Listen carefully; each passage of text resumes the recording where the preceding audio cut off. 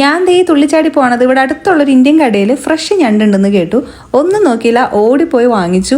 എൻ്റെ ജീവിതത്തിൽ ആദ്യമായിട്ടാണ് ഞാൻ ഞണ്ടുകറി ഉണ്ടാക്കാൻ പോണത്. ഈ ഞണ്ടുകറി ഉണ്ടാക്കുന്ന സമയത്ത് എനിക്ക് കുറേ കാര്യങ്ങൾ ഓർമ്മ വന്നു കേട്ടോ. പ്രത്യേകിച്ച് എൻ്റെ ഒരു ചൈൽഡ്ഹുഡ് മെമ്മറി. എൻ്റെ വീടൊരു ഗ്രാമപ്രദേശത്താണ് കേട്ടോ. അപ്പോൾ വീടിന് ചുറ്റും 3 ചുറ്റും പാടാണ്. അപ്പം ഞങ്ങൾ വന്ന സമയത്തൊക്കെ അവിടെ നെൽകൃഷിയായിരുന്നു.